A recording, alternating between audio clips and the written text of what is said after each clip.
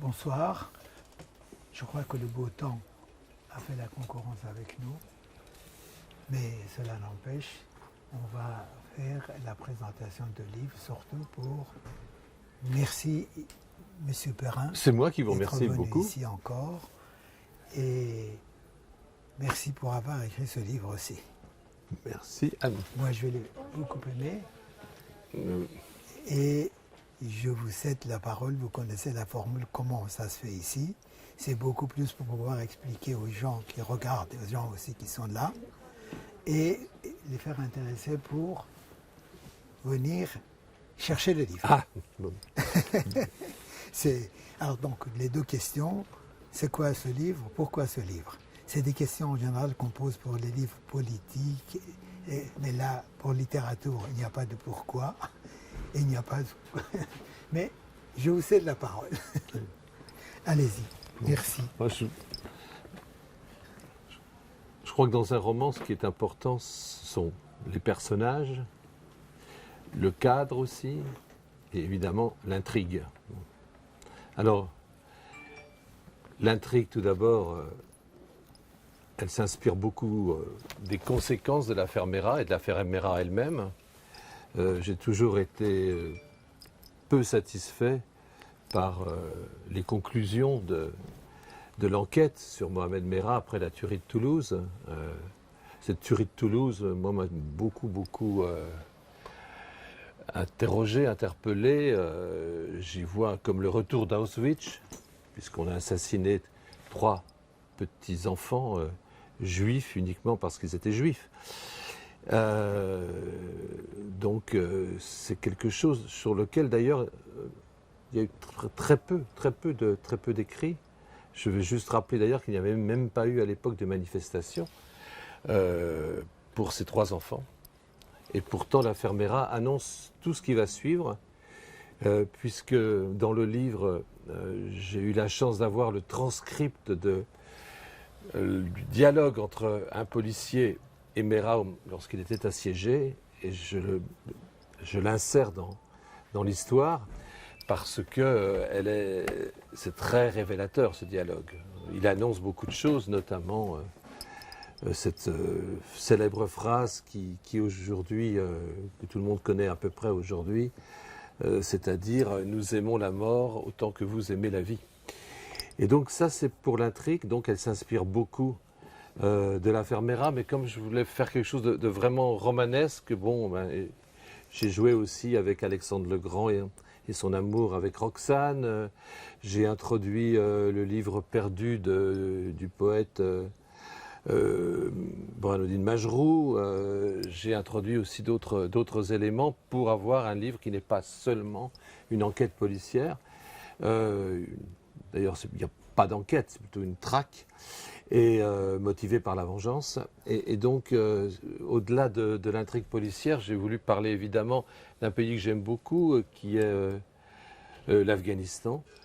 Et c'est une manière aussi d'en parler autrement qu'à travers un essai géopolitique ou des récits, ce que j'avais déjà fait auparavant. Et donc parler de l'Afghanistan comme sujet romanesque. L'Afghanistan est un personnage en lui-même dans le livre, du moins, je ne sais pas si j'ai réussi, mais j'ai voulu que ça soit tel. Et donc, et puis il reste simplement à parler maintenant des personnages. Donc 3, un doctorant en persan, si on peut dire, ou plutôt en civilisation persane, qui cherche à récupérer le manuscrit perdu de ce Majrou, que j'ai évoqué, et qui est une histoire absolument authentique. Dans sa fuite, Majrou a perdu son manuscrit, l'un de ses manuscrits, du moins la version pachtoune de son manuscrit, le Rire des amants. Et donc, ce livre est toujours quelque part en Afghanistan, on ne sait pas où. Et là, j'ai imaginé donc un doctorant parti à la recherche de ce livre, lui-même étant fasciné par l'écrivain. Un personnage tellement mystique, inspiré, un peu frappé, évidemment, il faut l'être, pour se lancer dans une quête, puisque le manuscrit est perdu et supposé être en plein pays taliban. Et puis nous avons un ancien baroudeur, un ancien des forces spéciales, je vois qu'on rit, mais c'est quand même des personnages qui peuvent être romanesques aussi, qui retirait des voitures, lui, qui s'occupe de sa petite vigne, tout demi-hectare de vigne dans la Bourgogne, même pas la Bourgogne, pas le plus grand des vignobles, mais quand même à Saint-Romain. Et puis nous avons une héroïne, puisque dans les précédents romans, on me disait mais il n'y a jamais vraiment d'héroïne à proprement parler, il y a toujours beaucoup de femmes, mais il n'y a jamais d'héroïne. Là vraiment on a une héroïne à part entière. Et j'ai voulu être à contre-courant de nombre d'héroïnes aujourd'hui que l'on trouve notamment dans ce genre qui est à la frontière du roman d'aventure, du roman policier ou du thriller. J'ai voulu, plutôt que de prendre par exemple une héroïne comme dans Millennium, que un peu tout le monde connaît, eh bien j'ai pris une héroïne volontairement à l'opposé, c'est-à-dire j'ai pris une bourgeoise, très chic, très BCBG, à qui il est arrivé déjà une tragédie.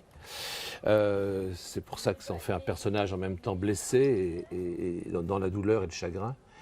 Et je lui fais vivre les aventures, ou du moins en grande partie, des aventures que j'ai moi-même traversées afin quand je l'ai lancée dans les premières pages du livre, je n'étais pas sûr comment elle allait réagir. Et en fait, elle supporte assez bien, toute bourgeoise et toute BCBG qu'elle est, elle supporte assez bien ses aventures. Et c'est son initiation à la fois à l'Afghanistan et en même temps à la guerre, puisqu'elle va traverser aussi bien embuscade, elle va être confrontée évidemment à la mort. Et j'ai essayé de voir un peu, d'imaginer plutôt quels effets de traverser des périls pouvaient avoir sur elle.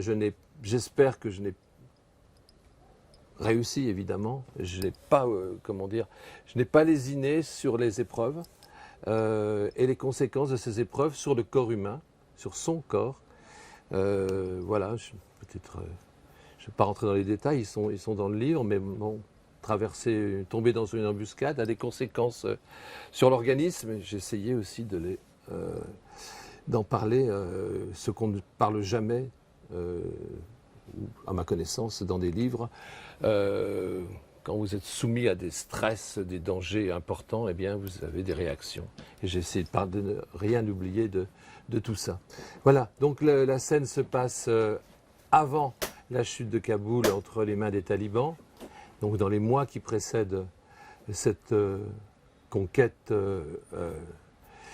qui est à la fois un événement terrible pour la population urbaine au moins, les femmes en particulier, qui est aussi un événement géopolitique. Tout ça figure un peu dans le livre. Et en même temps, en ayant une héroïne, ça me donnait vraiment l'occasion, parce que évidemment les hommes ne voient pas les femmes en Afghanistan, ça me donnait l'occasion, à travers une femme, de pouvoir pénétrer le gynécée afghan et donc de parler un peu des femmes grâce à cette héroïne. Et en même temps, ça m'a permis aussi de parler par exemple de la poésie féminine afghane.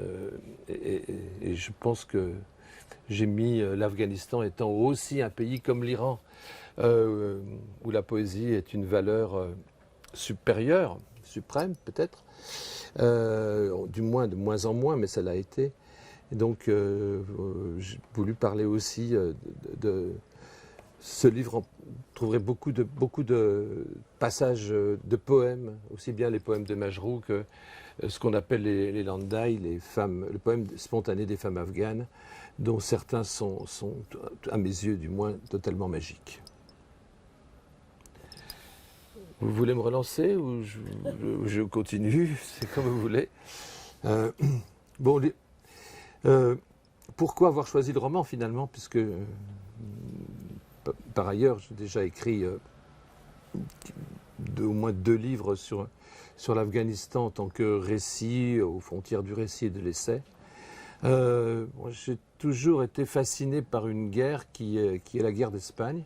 Ça revient dans chacun de mes livres, du moins dans chacun de mes romans, parce que comme disait Bernanos, c'est la matrice des guerres, c'est la matrice des guerres d'aujourd'hui, c'est une sorte de matrice universelle dans laquelle s'inscrivent les guerres à venir. Et donc, si jamais on m'avait demandé est-ce que pour comprendre la guerre d'Espagne, j'avais le choix entre un historien, supposons que ce soit mon fils par exemple, qui me demande « Papa, la guerre d'Espagne, j'y comprends rien, je ne sais pas ce que c'est, est-ce que tu me conseillerais plutôt un récit, un livre d'histoire écrit par des historiens ?» Et Dieu sait si la guerre d'Espagne a suscité l'engouement des historiens, puisque j'en ai lu un certain nombre, et beaucoup des écrivains britanniques en particulier sont absolument excellents. Est-ce que je devrais lire plutôt un livre d'histoire, un recueil d'articles de journaux sur cette période, ou un romancier? Donc on a le choix entre, mettons,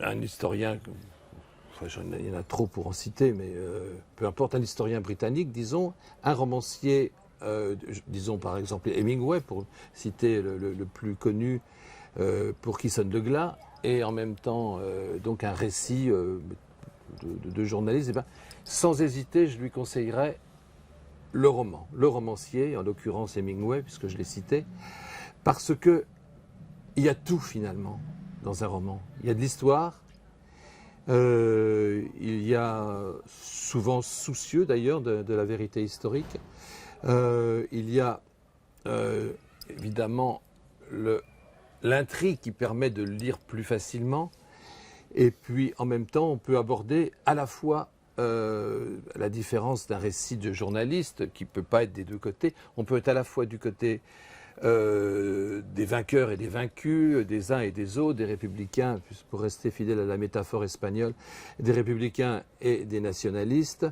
Et donc ça permet de passer de l'un à l'autre. Le roman permet tout ce genre de facilité, et c'est pour ça que m'a semblé intéressant de parler de l'Afghanistan à travers le roman, et de parler des problématiques de l'Afghanistan à travers le roman. Évidemment, on ne peut pas tout aborder dans un roman, ça serait très ennuyeux, ça alourdirait l'intrigue, ça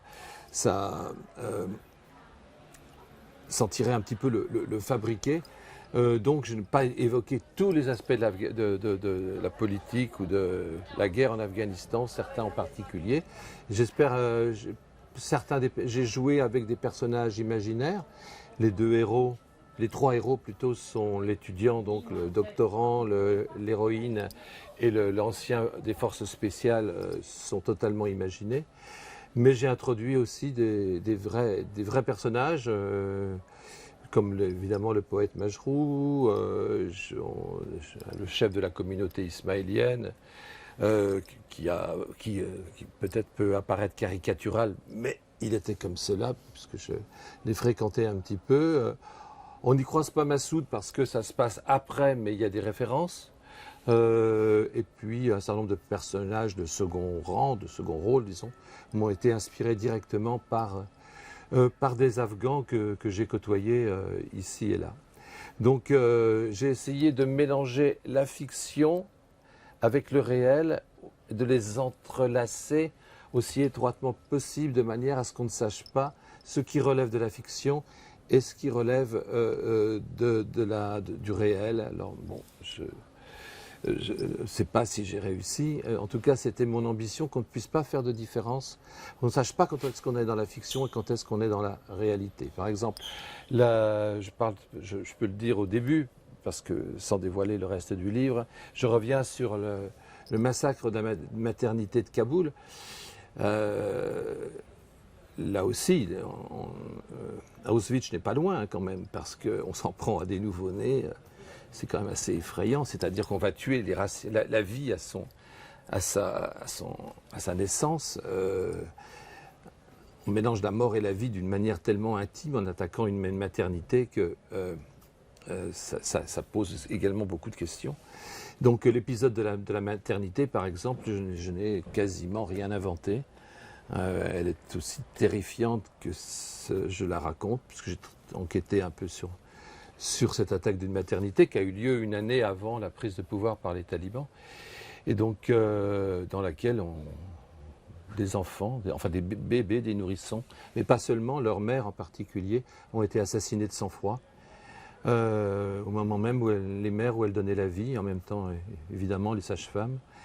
Donc, ça sera la première épreuve pour l'héroïne, puisque ça se passe à ce moment-là, un peu son arrivée en Afghanistan. Là, on est dans le réel. Pareil pour l'embuscade qui va suivre, c'est aussi quelque chose que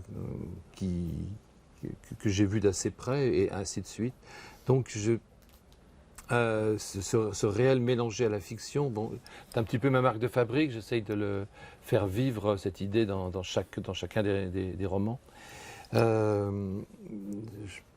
Peut-être parce que j'ai la chance, à la différence d'autres auteurs, d'avoir pu voyager assez librement dans ces pays, et donc d'en ramener, de faire finalement très peu appel à une documentation.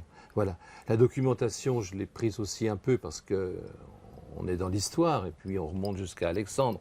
Donc, évidemment, elle s'est imposée. Mais ce qui m'avait semblé, pourquoi aussi Alexandre est présent dans ce livre? Parce qu'il m'avait semblé intéressant de voir qu'Alexandre n'avait pas été complètement oublié par les Afghans, même si, évidemment, c'est pas la tasse de thé, si je puis dire, des talibans. Qui ont tout fait évidemment pour éradiquer son héritage. Il y a au siècle dernier, beaucoup moins maintenant, mais les voyageurs britanniques, les espions britanniques plutôt, qui se rendaient en Afghanistan dans le cadre du grand jeu. Le grand jeu, c'est le tournoi des ombres, c'est la formule russe. Les historiens russes ne disent pas le grand jeu, ils emploient la formule le tournoi des ombres. Donc, ils avaient été frappés, ils le disent dans leurs récits, parce que beaucoup ont laissé des récits absolument incroyables. Et ils avaient été frappés de voir que le soir, dans les bivouacs, lorsqu'on se repose, après avoir mangé, bu quelques tasses de thé, il y avait toujours quelqu'un, un fou mystique qui passait par là, ou un conteur, qui racontait l'épopée d'Alexandre le Grand. Épopée évidemment sans doute, qui avait peu de rapport avec la réalité historique, mais peu importe. L'important, c'était qu'ils en parlent. Et en Afghanistan notamment, comme en partie en Iran, il était devenu une sorte de prophète. Hafez en parle très bien d'ailleurs d'Alexandre, Iskander Kébir. Et donc, et moi j'avais été frappé en baladant dans la montagne à cette époque, c'est-à-dire quand on était perdu et qu'il y avait le choix entre aller à droite ou aller à gauche, et que ne savait pas quel chemin prendre, il y avait toujours un Afghan qui se réveillait pour dire mais aller à droite ou aller à gauche, Alexandre est passé par là, comme évidemment personne ne le sait, mais sans doute était-il jamais passé par là, mais peu importe, ça montrait qu'au niveau de l'inconscient collectif, Alexandre vivotait encore. Et puis, il y avait d'ailleurs une médecine parallèle en Afghanistan qui s'appelait la médecine grecque, qui est aujourd'hui quasiment disparue. Et il y avait des pharmacies, enfin moi j'en ai connu encore quelques-unes, où on avait une pharmacopée qu'on disait d'origine grecque. Alors alors forcément, on pense à Alexandre en pensant à cette pharmacopée grecque. Je ne dis pas qu'elle marchait ou pas, c'est pas le problème, mais c'était assez stimulant pour l'esprit. Et puis... donc certaines scènes se passent dans des sites gréco-bouddhistes, parce que c'est un peu ma fascination pour cette période aussi où le sculpteur grec qui était venu avec Alexandre a rencontré le moine bouddhiste. Et je ne sais pas s'ils se sont bien entendus, mais en tout cas ils ont produit des œuvres importantes. Notamment qu'on peut voir au musée Guimet, donc cette période gréco-bactrienne, Bactre étant le nom de cette province de l'Empire perse à cette époque, eh bien, a été extrêmement fructueux, et puis elle s'est étendue sur quelques siècles, 4 ou 5 siècles. On a parlé pendant 4 ou 5 siècles grec en Afghanistan. La question qui n'a pas été tranchée, mais je ne la tranche pas non plus dans le livre, c'est de savoir si c'était l'élite seulement qui parlait grec, ou si le peuple parlait grec également. Voilà, je pense avoir fait un peu le tour de la question. Juste un point, pourquoi revenir sur l'affaire Merat, je l'ai dit, parce que pour moi ça avait été quelque chose que j'ai ressenti d'assez violemment. Et aussi, tout n'ayant pas été dit sur l'affaire Merat, en dépit de quelques livres, tous intéressants d'ailleurs, mais il y a une part d'ombre qui perdure. Non, ce n'était pas un loup solitaire, non, il y avait... je ne vais pas parler de réseau, je n'en sais rien, mais il y avait au moins un mentor quelque part. Et il y avait, et on le sait, Mohamed Merah a fait 2 séjours en Afghanistan, un autre au Pakistan. On ne sait pas trop bien ce qu'il a fait. Au Pakistan, un peu, c'est là qu'il était initié au maniement des armes. Quand je dis au Pakistan, c'est vraiment à l'extrême limite de la frontière afghano-pakistanaise, donc quasiment sur le sol afghan. Donc Merah, oui, a séjourné en Afghanistan et oui, il a eu un mentor, appelons-le comme ça, à défaut d'autres mots, en Afghanistan. Et c'est un petit peu ce qui a fourni donc la trame de ce roman. Moi, c'est justement ça que je voulais comprendre, comment ça s'articulait, Merah et l'Afghanistan, dans ton livre. C'est-à-dire qu'en fait, c'est l'intrigue policière, enfin, c'est autour des sources afghanes de Merah, c'est ça? Oui, si vous, c'est D'accord. Oui, mais en même temps, évidemment, c'est ce qui permet c'est un peu le moteur du livre. Hein. Le moteur du livre, ça se passe juste avant la chute de Kaboul. Très récemment. Très récemment, oui, peut-être disons une année, enfin je n'ai pas été très précis, une année ou une année avant, voilà. Mais on sent déjà que les talibans sont en train de gagner sur tous les fronts, et ce qui pose quelques soucis aux 2 héros dans leur quête de... Et il y a déjà l'émergence de l'État islamique, et puis ça permet de revenir aussi sur la période de la guerre, de l'invasion soviétique, puisque le commando, qui est donc le garde du corps de la romancière. Oui, je ne sais pas si j'ai dit qu'elle était romancière. Non, mais elle était romancière à succès. Et donc, c'est pour ça qu'elle a les moyens d'embarquer un garde du corps, un peu plus que ça, puisqu'il est aussi... il parle aussi d'Ari, il connaît intimement bien le pays, il a quitté l'armée en délicatesse un peu, pour être un peu un conseiller militaire de Massoud, ce qui permet de revivre toute cette période. Et puis ça se passe un petit peu au Tadjikistan voisin, parce qu'il est lui-même, chacun a des comptes à régler avec son passé, et lui est sur les traces d'un criminel de guerre russe, mais je ne vais pas en dire plus. Est-ce qu'il y a des questions? Là, vous parliez de la romancière en disant qu'elle a réussi à subir, elle a relativement bien suivi les tourments de l'histoire, comme si elle était indépendante. Oui.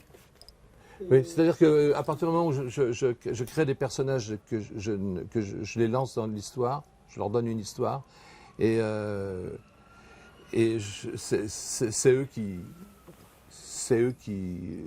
se débrouillent. Je les laisse se débrouiller. Moi, je fais que de noter ce qu'ils font au jour le jour.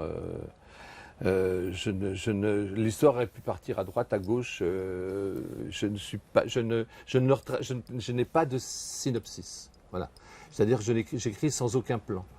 Je donne juste l'histoire qui me semble importante à traiter, et c'est eux qui se débrouillent avec l'histoire. Voilà. Donc, ils ne sont... Bon, ils auraient pu tomber amoureux l'un de l'autre, ce n'est pas le cas. Mais ça aurait pu être. Donc, je les laisse se débrouiller. Ils sont évidemment en tension permanente l'un avec l'autre, puisque elle n'a pas le vocabulaire, elle n'est pas grossière, n'est pas sexiste comme le commando. Et donc, ça émaille leurs discussions, de petits affrontements entre l'un et l'autre, qui sont aussi un des moteurs de l'histoire. Lui, parfois, la traite mal. Elle le manipule, donc il y a tout un échange de bons procédés pour taper. Et puis évidemment, face au danger, on est bien obligé de se réunir. Mais je dis bien, j'ai pas l'histoire, elle est née J'avais juste au point de départ de l'histoire qui est derrière Mera. Et puisque celui qui était derrière Mera était en Afghanistan, eh bien, alors là, je prends peu de liberté avec l'histoire, la vraie histoire, mais j'en prends quand même pour la mort de ce mentor qui peut-être n'a pas connu le même destin que celui du livre. Mais autrement, j'ai essayé d'être, dans les périodes historiques, sur les talibans, tout ça, j'ai essayé d'être aussi fidèle que possible. En parlant notamment des différents types de talibans, puisque ce n'est pas ils n'ont pas été faits au moule, hein, ces talibans. Ils sont très différents entre les talibans de village, ne sont pas les mêmes que les talibans qui viennent des madrassas pakistanaises. Il y a toute une gamme de talibans du plus féroce au plus pragmatique, enfin, si on peut dire ça. J'en suis pas sûr, mais enfin, admettons. Donc, ça permet donc de parler de beaucoup de choses, si vous voulez, le roman. C'est ça, sans trop s'attarder. C'est pas non plus un traité de géopolitique, hein, sinon ça serait ennuyeux. Voilà. Et le titre, parce que Oui. c'est pas exactement la période du grand jeu. Non, c'est pas la période du grand jeu. Ça s'appelle comme ça. Le tournoi des ombres, parce que il est beaucoup question d'ombres. Dans le roman, chaque chapitre est du moins commence par. Le premier chapitre, c'est l'ombre du dragon. Après, il y a les ombres du brouillard sur l'affaire Mera, parce que vous comprendrez pourquoi. Il y a l'ombre. Enfin, l'ombre de l'aigle, puisqu'il a fait référence aux Ismaéliens et au mythe du vieux de la montagne. Puisque on aura une partie aussi qui se passe en territoire ismaélien. Et puis Notre-Dame se termine par Notre-Dame des Ombres. Donc, alors oui, le tournoi des ombres, évidemment. Toutes ces ombres se battent les unes avec les autres. Ce qui est intéressant, c'est que, encore une fois, je ne savais pas du tout où le roman allait m'emmener, mais du coup, en cherchant un peu, je suis tombé sur 2 articles qui sont vrais, que je cite dans le livre, des passages, 2 articles écrits, l'un par les journalistes du New York Times et l'autre des journalistes du Times, qui font référence à des phénomènes surnaturels en Afghanistan. C'est-à-dire un lieu en particulier, totalement hanté. Et ces 2 journalistes ont recueilli les témoignages de soldats, qui étaient tous des soldats d'unités d'élite, et qui tous ont été terrorisés par les lieux, alors qu'ils avaient affronté tous les périls du monde, et pourtant, la nuit en particulier, eh bien, il y avait des choses inexplicables. Il y avait une sorte de royaume des ombres qui était là, ce qui aussi m'a permis de parler des ombres qui est le point de départ de cette histoire. Il y a eu...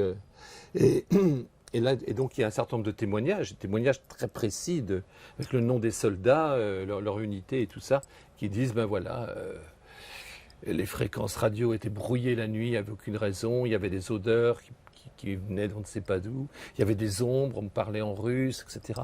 Et tout ceci, ils y croyaient dur comme fer, et beaucoup... Alors, on peut parler de syndrome du PST, du syndrome post-traumatique, mais apparemment non, c'était vraiment c'est des choses qui sont inexplicables, je n'apporte pas d'explication, je me contente de les citer, ce qui donne un peu aussi au livre parfois une petite dérive fantastique.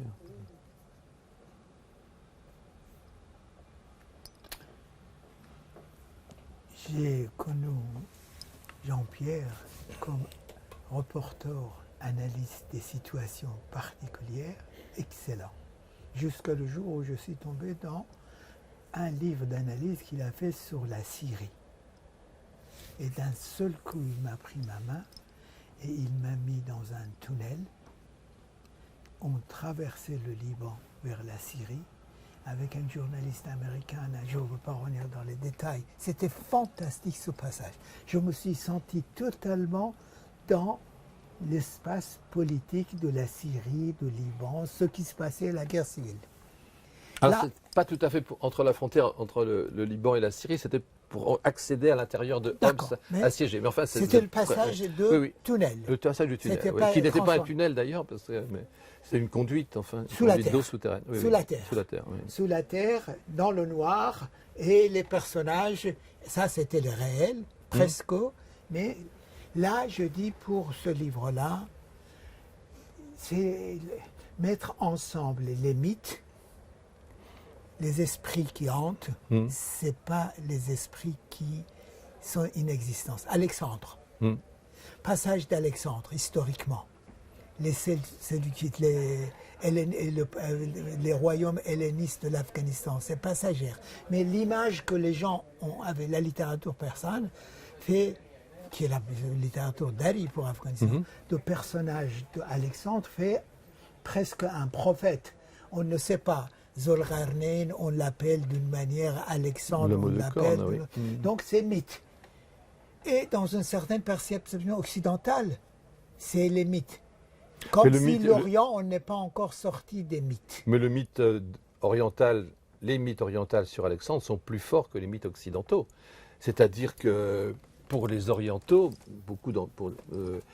Alexandre, c'est l'homme du renversement du monde. Hein, c'est pas seulement un conquérant, c'est davantage. C'est l'homme qui renverse le monde. C'est l'homme qui essaye d'unir les contraires. C'est l'homme qui essaye de trouver l'eau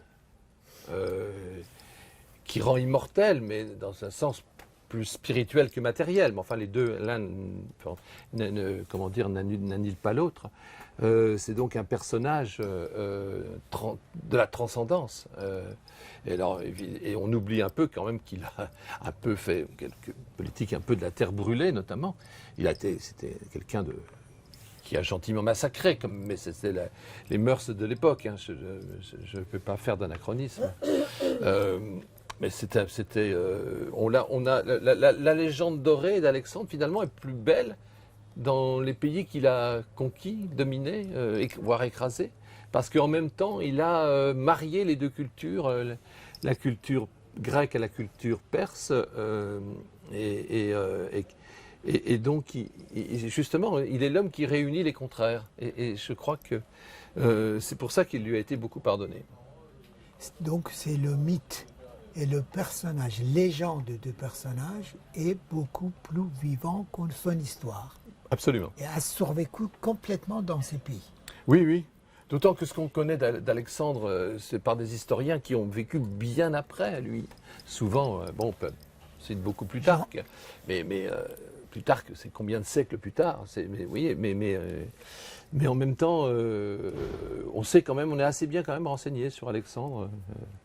J'en reviens là sur la violence et la contradiction entre l'archaïque et le moderne dans la violence. Affaire Mera est à la fois, permettez-moi de dire Auschwitz. Auschwitz, c'est quelque chose qu'on croit que c'est moderne. Les violences de deuxième moitié du XXe siècle, les chambres à gaz, tout ça, c'est l'homme moderne qui est devenu violent, tout ça. Et il y a une violence archaïque qui est métifiée. Et l'Afghanistan, c'est la terre où les esprits, les ombres de ces deux formes de violence vivent ensemble. Oui, tout à fait. Pour moi, le taliban n'est pas seulement le taliban archaïque du madrasa pakistanais. Le taliban est un jaillissement de forme moderne de violence dans une terre où encore les rapports socio-historiques sont terriblement mystifiés et violents. Mais je suis entièrement d'accord. Peut-être dans l'analyse politique à tête froide, on ne peut pas, parce qu'on devient contradictoire, on change et dans un roman, on a la liberté de le faire. On peut être contradictoire dans un roman. On peut être anachronique. Et là, c'est la force de roman.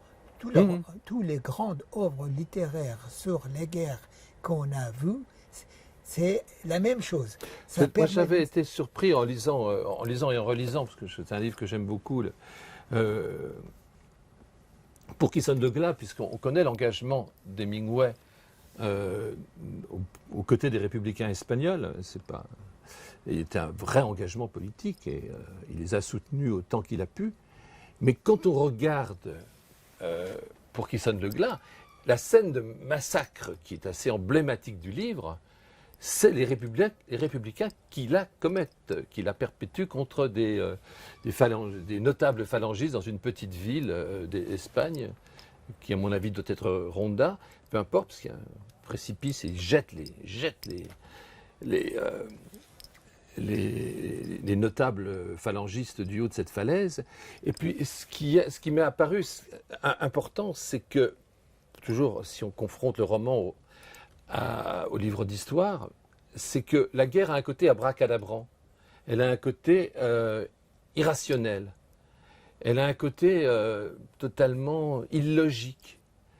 Et les livres d'histoire ne peuvent pas rendre ce côté irrationnel. Il faut trouver une explication, sinon... La fiction historique ne peut pas permettre ça. Alors que être irrationnel dans un roman, c'est possible. Et d'ailleurs, il montre quelque chose d'assez extraordinaire, qui serait difficile à expliquer dans un livre d'histoire. À un moment donné, il massacre un notable, un deuxième notable, et ça va s'arrêter. Ils vont arrêter, parce que le sang est déjà... a trop coulé déjà, de la façon dont il les massacre. Le sang a déjà trop coulé. Et il a suffi qu'un le troisième, qui pouvait être épargné, eh bien, qu'est-ce qu'il fait? Il joue le fier à bras, il fait le provocateur et tout. Et donc, la foule va à nouveau le massacrer, et le massacre n'en finit plus à ce moment-là. Et ça, c'est tenu à quelque chose de très, très mince dans le roman. Comment, dans un livre d'histoire, ce serait très difficile à expliquer ça. Il faudrait un chapitre, enfin, puis ça n'aurait peut-être pas forcément d'intérêt, mais ça, c'est très important, ce côté irrationnel, ubuesque et illogique, abracadabrant. Je crois que c'est l'expression qui convient le mieux de la guerre. Et tu peux nous dire un peu comment tu écris techniquement, c'est-à-dire combien de temps, comment tu écris, à quel moment, où, et aussi pourquoi? Je crois que la réponse est bien décevante. J'ai pas de. En tout cas, pour le lecteur, j'ai ça pas de se règle lit comme si c'est aucune venu règle, comme du non. blé. J'ai pas de règle des fois. Des fois, j'écris 3-4 jours de suite, et puis après, je reste un mois sans écrire. Est-ce qu'il y a des fois, je me souviens plus que j'ai écrit ça. Des fois. Est-ce qu'il y a des notes différentes sur chaque scène? Comment? Il y a des notes différentes. Ah non, j'écris ça comme ça. s'écrit. Oui. Sans... C'est Alors des fois, première je idée cherche qui vient. quelque chose Ça, c'est fantastique. dans un article que j'ai pu écrire, des choses comme ça. Mais j'ai pas de, non, il n'y a pas de plan, il n'y a pas de, non. L'analyse des concepts, la perception, le sentiment mémoriel, tout ça, ça vient. Et un peu comme le seb, ça coule. Et ça, on le sent dans la plume. Et très longtemps, tu mets très longtemps ou tu écris vite ou...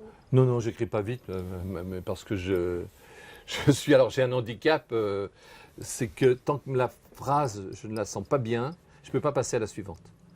Donc je peux être bloqué 1 heure sur la phrase, ou davantage, mais si elle ne correspond pas à ce que je veux, je ne peux pas passer à la suivante. Donc des fois, il y a des goulots d'étranglement. Et ça ne veut pas dire qu'ensuite, après, je ne la réécrive pas une 2e fois, une 3e fois, une 4e fois. Non, non, j'écris pas vite. Et pourquoi tu écris? Je suis bien incapable de répondre à cette question. Pour toi, pour les autres, pour tes enfants? On écrit déjà, on est le premier lecteur de son travail. C'est une banalité que de le dire. Donc, effectivement, moi, je suis très content en fait, de lire l'histoire que je suis en train d'écrire, parce que je suis très content, parce que je ne sais pas ce qui va se passer. Voilà, donc je suis très content évidemment d'arriver au bout, parce que on y passe beaucoup de temps, mais en même temps, l'histoire t'emmène là où tu ne savais pas qu'elle t'emmènerait. C'est la plume qui arrive à la fin de l'intrigue. Comment? C'est la plume qui arrive à la fin de l'intrigue, ou c'est l'auteur? La plume, c'est le clavier. Ça vient. Oui, ça vient. Enfin, en général, je ne reviens pas en arrière. Si j'ai un problème, si j'ai un blocage dans le récit, ce qui arrive évidemment, je sors du blocage en créant un personnage en plus, qui permet en général de débloquer la situation. Mais D'écrire un article de journal, en tant que journaliste ou d'écrire en tant qu'écrivain? ben ça dépend. Ça dépend. Mais j'ai employé le mot travail tout à l'heure. Je le retire le mot parce que j'ai jamais considéré qu'écrire un roman c'était du travail. On peut être fatigué hein, après avoir passé une journée d'écriture, mais je ne considère pas ça comme un travail. Le travail, pour moi, déjà, journaliste, je ne sais même pas si c'est vraiment un travail, mais un travail, pour moi, c'est je sais pas, c'est être maçon, ou des choses comme ça, ou être serveur, ou serveuse, là, non, c'est quand même...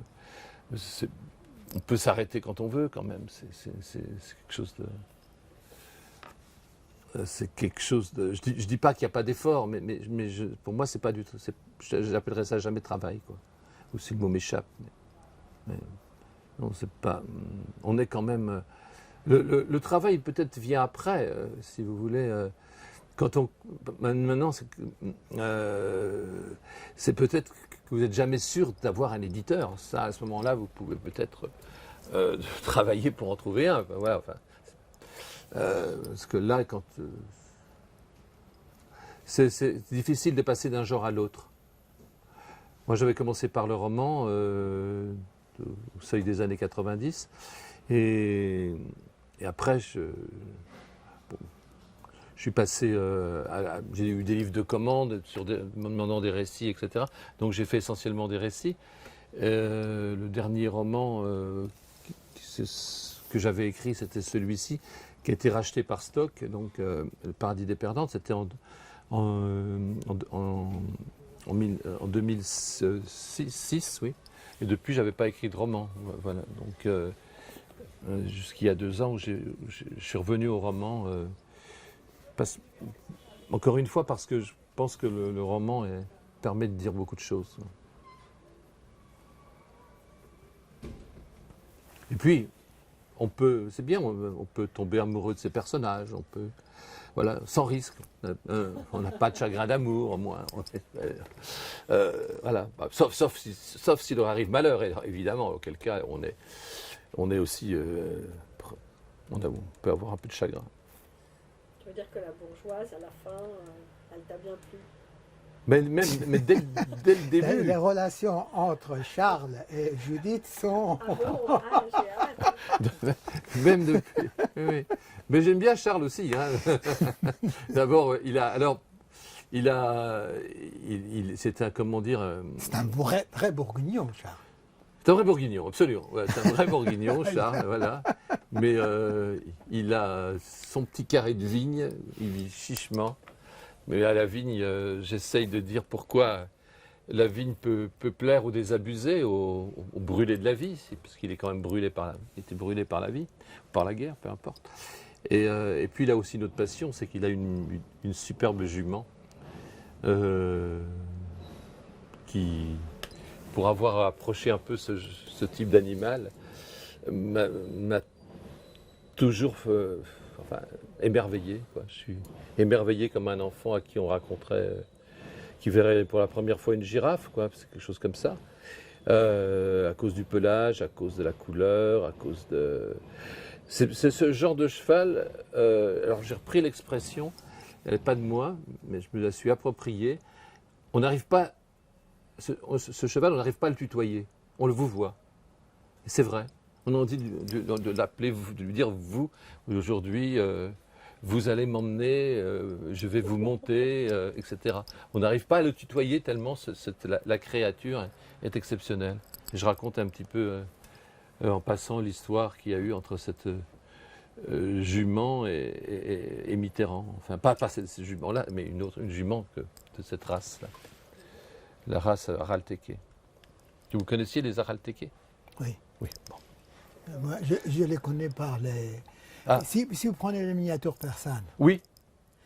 le personnage le plus important des miniatures est le cheval.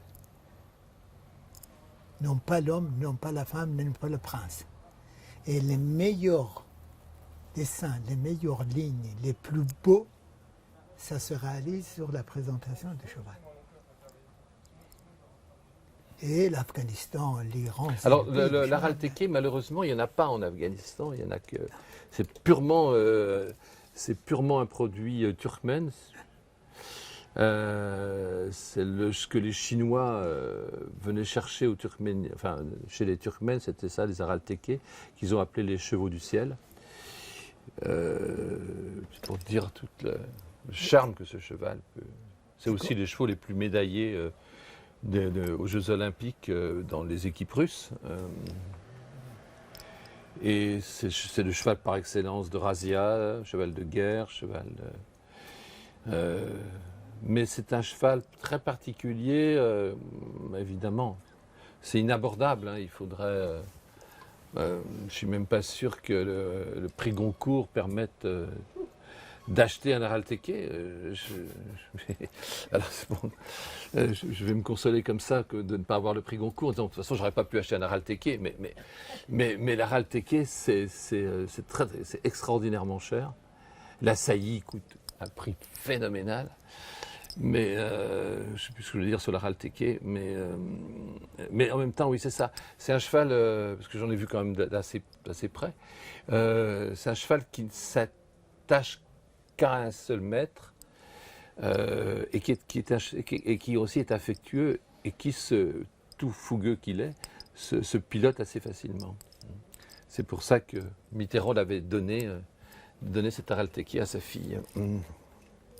On sent que c'est le cheval par excellence qui a été exporté de la Chine. Ah non, en Chine. En Chine, oui, ils ont commencé à appeler le cheval les chevaux du arabe, ciel, tout oui, ça. oui. Mais ça n'a rien à voir avec le cheval arabe. Hein, non, je sais. C'est le cheval turkmène. Il y a un excellent article d'un Mazaheri, qui est un chercheur de langues orientales, sur le commerce de cheval.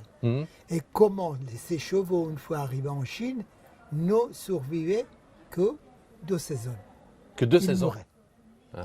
Et ainsi, le commerce marchait d'une manière permanente. Pourquoi? Parce qu'il cachait une certaine forme de pablé avoine qu'il leur donnait en passant dans le désert Et alors? les derniers déserts entre la Chine. Les arbres de Et Gobi. là, les chevaux perdaient leur poids. Ils couraient plus vite. Ils devenaient plus rapides. Et ils ne donnaient pas le secret aux Chinois. Les Chinois commençaient à leur donner du blé. Ils mangeaient le blé, ils devenaient gros. Ils ne pouvaient plus avoir la même légèreté. Mazaheri, c'est un article de langues orientales, ils ont publié, c'est fantastique, un grand article sur le commerce de cheval. Et il avait trouvé ça, d'après les écrits. Et alors, si on parle autant du cheval, c'est qu'il joue aussi un rôle important dans le livre. Enfin, oui. C'est quoi? Ah, je ne peux pas le dire. Si.